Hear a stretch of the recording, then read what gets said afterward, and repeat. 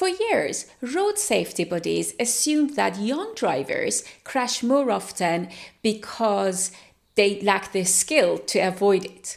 So the solution was advanced driving lessons, sometimes mandated for drivers that were flagged as high risk. But it didn't work. And this book states plainly that the problem in that case was not lack of a skill, it was motivation. Novice drivers were not motivated to drive in a safe way. They were not motivated to pay attention.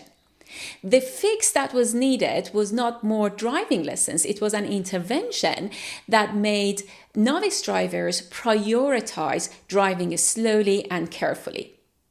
And that is the value of this book. You can build a well-funded, well-intentioned intervention, and if you have diagnosed the wrong part of the problem, it will fail. It will not give you the results you wanted. The Behaviour Change Wheel by Susan Michie, Lou Atkins and Robert West is a guide for designing and evaluating behavior change interventions that are most likely to be effective.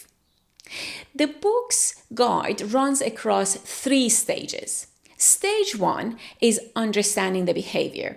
What is the problem you are trying to solve? What behavior or behaviors are you trying to change, and in what way? What will it take to bring about the desired behavior change? A behavior needs to be observable. Who needs to do what, when, where, and how often?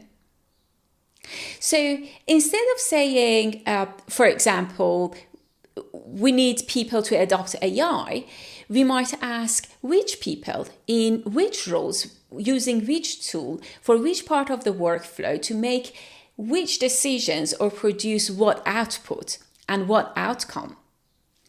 The level of specificity changes the conversation because once we define the behavior very clearly, we can start to understand what is blocking it.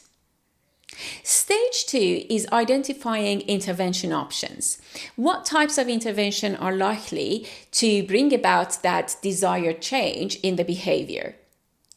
And the third stage is identifying content or the intervention and how it should be implemented. The authors are really explicit that this is not a linear way. You're not supposed to run it in a linear way. You are expected to cycle back between the different steps as you uncover more about the problem.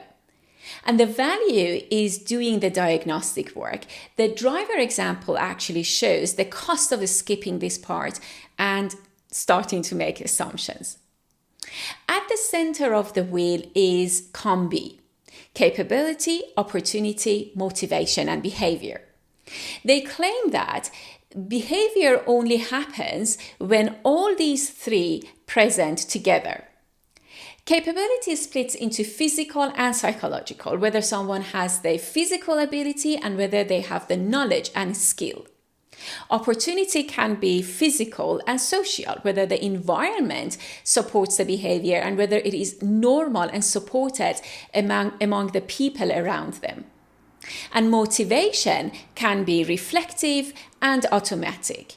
Their conscious intentions and beliefs versus what they actually default to under pressure, habit, emotions, or impulse. Once you know which of these is actually the problem, which one of these is broken, the wheel maps 9 intervention functions to it. Things like training, persuasion, restriction, or modeling, enablement, and other things. Each one is suited to a different part of COMBI. A capability gap may call for training or enablement. A reflective motivation gap may call for incentivization or persuasion. Using the wrong function for the gap you actually have is the mechanism behind the driver case study. And I have seen this pattern directly. One of my clients, for example, once asked for a workshop to help their subject matter experts use a new tool.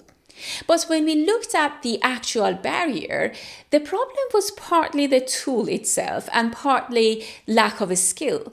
But the main issue was fear of getting it wrong, with no standards in place to make good learning repeatable without central oversight. So we built standards and templates instead of only running workshops.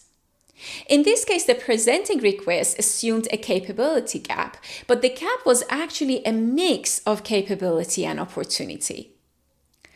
Going back to the behavior change wheel, sitting outside the 9 functions is a second layer. 7 policy categories, things including guidelines, communication and marketing, legislation, regulation, and so on and so forth. And this is what turns a chosen function into something that actually gets implemented and sustains. Once you know the intervention functions and the policy categories, you can then select the right behavior change technique. The authors identified 93 distinct behavior change techniques, and they grouped them into 16 clusters and defined each one of them very specifically.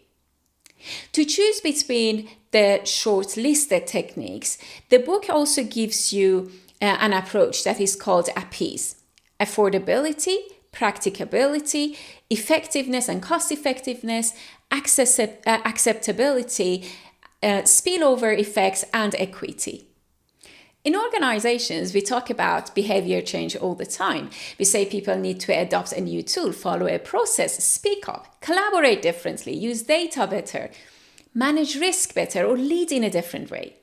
But very often we jump from this is a behavior we want to let's train people more or let's communicate more clearly.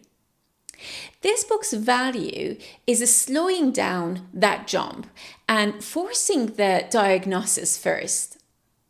The case studies in the book are mainly from health discipline, but the methods are applicable to behavior across all different domains. If this kind of thinking is useful to how you lead change in your organization, subscribe and like this video. There is more of it coming.